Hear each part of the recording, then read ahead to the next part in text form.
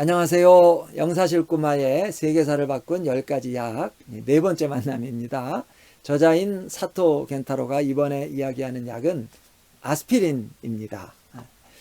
만일 여러분이 지구상에 존재하는 수많은 약품 중 딱 한 종류의 약만 선택해서 먹을 수 있다 하면 어떤 약을 선택하시겠어요? 또는 무인도에 가져갈 약품 중 딱 하나만 고르라 하면 어떤 것을 선택하시겠습니까?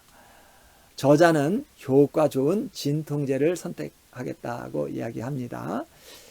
19세기 후반 이전까지 사용된 그 약들은 그 약효라기가 민망할 정도로 효력이 없는 약이 이제 대부분이었다 그래요.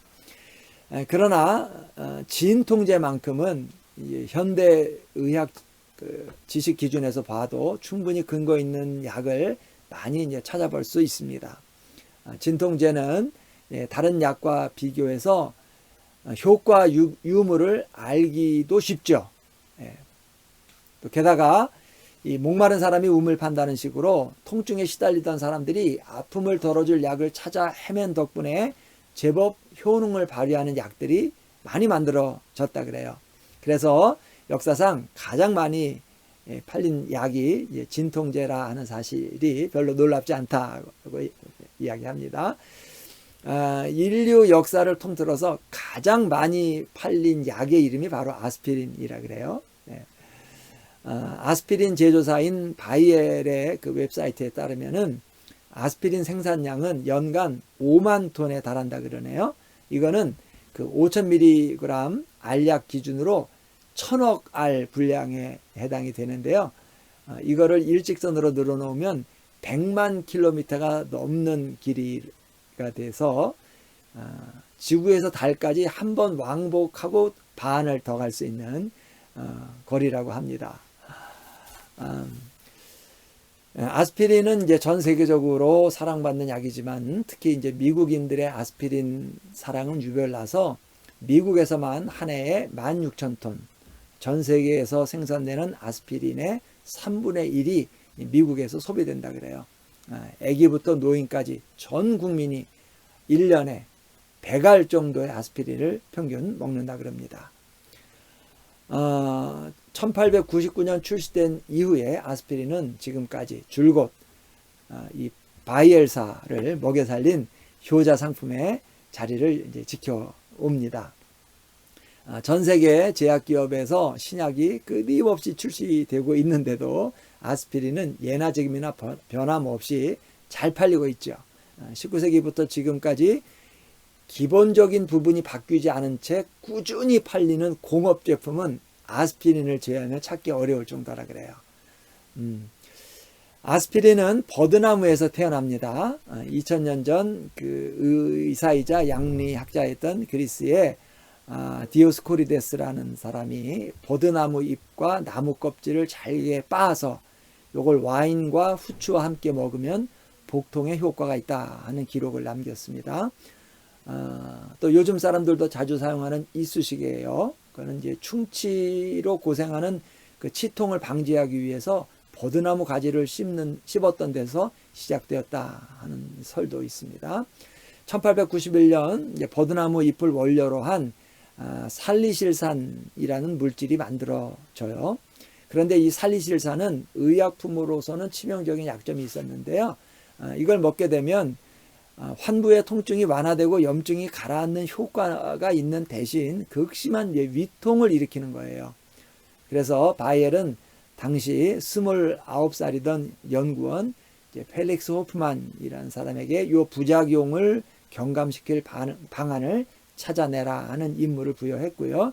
호프만은 그 살리실산의 강한 그 산성이 위통의 원인이라고 생각을 해서 이 성분을 중화하는 카복실기를 추가해 가지고 이제 문제를 해결을 합니다. 이거는 이제 현대적인 관점에서 보면 잘못된 접근 방식이라 그러네요.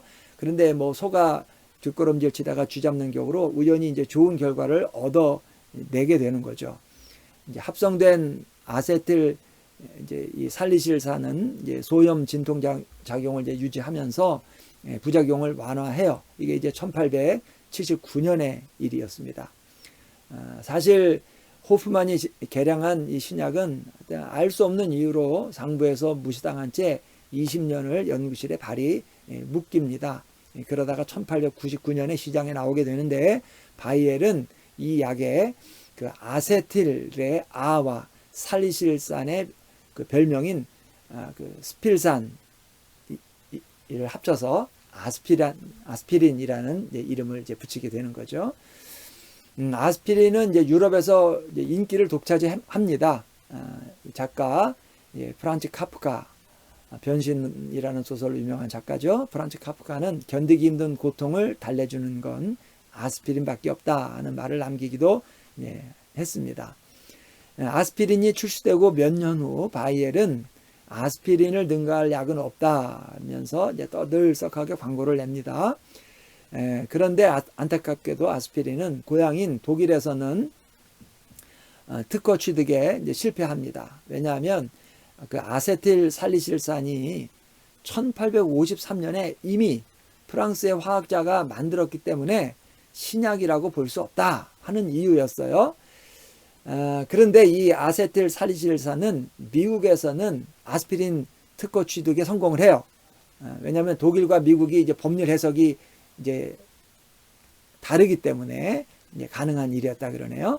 그래서 이제 독일 이 바이엘살은 1903년에 미국에 이제 공장을 건설하고 미국이라는 이제 거대 시장에 진출을 하죠.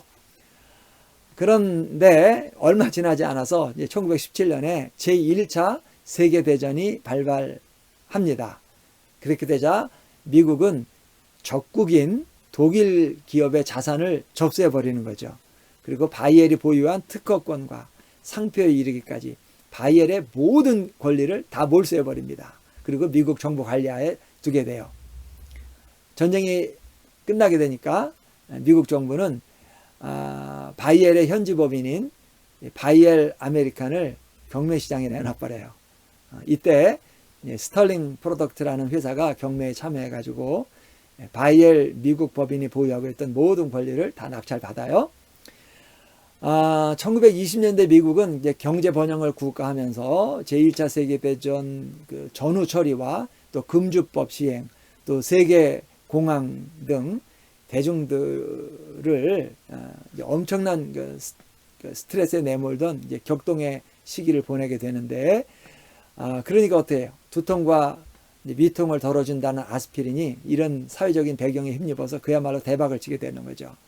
제1차 대전과 제2차 세계대전 사이에 낀 요 한 30년 요 시대를 후대 역사가들은 아스피린 에이지라고 부를 정도로 하나의 약 이름이 한 시대를 상징하는 문구가 된 사례는 전무후무한 일이었죠. 바이엘 아메리카의 이 권리를 획득한 스털링사는 당당히 이제 바이엘 로고가 들어간 아스피린을 제조해서 판매했는데, 이제 특허 기간이 이제 그때쯤에서는 이제 끝났는데, 특허 기간이 끝난 후 다른 회사들도 아스피린을 제조를 했지만 바이엘 상표를 내건 스털링사가 다른 회사의 아스피린은 전부 가짜다 하는 광고 공세를 퍼부으면서 캐나다와 남미 시장까지 이제 점령을 하면서 사실 아메리카 대륙의 아스피린 시장을 독식을 해버리죠. 독일의 이 본사 원조 바이엘사는 이런 상황을 그야말로 이를 갈면서 지켜볼 수밖에 없었다 그래요. 그러다가 이제 1994년에 독일 바이엘사가 미국 시장의 권리를 모두 사들였네요. 그때까지 스털링 천하는 76년 동안이나 이어지게 되죠. 저자인 사토 겐타로는 아스피린의 화학적 성분에 대한 설명을 길게 이어갑니다. 저자는 그 현대제약 연구자의 눈으로 볼 때 아스피린은 비상식적인 구조를 가지고 있다는 얘기를 해요. 어떤 면에서 그런가 하면 일단 아스피린 크기가 너무 작다는 거예요. 약이라는 게 우리 몸속에 들어와 가지고 이제 특정 단백질에 결합해서 효과를 내는데, 효과를 내려면 일정 이상의 크기가 필요하다 그래요. 그런데 분자량이 고작 180밖에 안 되는 아스피린은 이제 의약품으로서는 지나치게 작다 하는 거예요. 그리고 또 이 아스피린은 카복실기라는 원자단을 포함하고 있는데 이거는 이제 일반적인 조건에서는 안정적인 구조를 유지하지만 사람 몸에 들어가면 바로 이제 분해가 돼서 효능을 상실하게 된다 그래요. 그래서 이제 현대의 이 제약 연구자라면은 애초에 아스피린 같은 화합물을 만들 생각을 하지 않는다 그러네요. 그러나 이제 이 1970년대에 들어서서 여기에 대한 이제 의문이 풀렸다 그래요. 이제 저자는 이제 그 과정을 이제 설명하는데 너무 전문적인 이야기여서 이제 그 내용은 여기서는 생략하도록 하겠습니다. 저자는 이제 최근 아스피린의 그 항혈전 작용에 대한 관심이 집중되고 있다 하는 이야기를 해요. 그러니까 아스피린이 피를 묽게 하는 역할을 해서 혈액순환이 잘 되도록 해준다는 거죠. 그렇게 되면 이제 심근경색이나 뇌경색처럼 생명을 위협하는 질환을 예방할 수 있죠. 특히 이제 장시간 같은 자세로 일을 해야 되는 사람들은 폐동맥에 혈전이 생기는 소위 이코노미 클래스 증후군을 겪을 수가 있는데 그런 사람들이 평소에 소량의 아스피린을 꾸준히 먹으면 이제 좋다고 알려져 있습니다. 또한 아스피린이 그 알츠하이머성 치매, 또 대장암, 유방암, 폐암 같은 거에 예방에 효과가 있다는 가설이 되기는 합니다만은 아직 뭐 대중적으로 권장할 단계는 아니라고 주의를 주고 있습니다. 저 역시 아스피린이 그 항혈전 작용을 한다 해서 한동안 이제 복용을 한 경험이 있습니다. 그런데 만일 불의의 이제 교통사고라든지 이렇게 사고가 나서 출혈이 발생할 경우에 피가 멈추지 않아서 위험할 수 있다 하는 주의를 들은 이후로는 아스피린 상시 복용을 저도 삼가하고 있습니다. 요즘은 아스피린 에이지라는 별명이 붙은 1920년대, 30년대보다 훨씬 더 스트레스가 심한 시대죠. 따라서 아스피린 복용을 줄이기보다 오히려 더 아스피린 신세를 많이 져야 되는 때를 살고 있는 것 같습니다. 혹시 후대 사람들이 지금을 가리켜서 제2의 아스피린 시대라고 부르게 되지나 않을지 모르겠습니다. 자, 이렇게 아스피린에 대한 이야기 짧게 해보았습니다. 함께 해주셔서 감사합니다.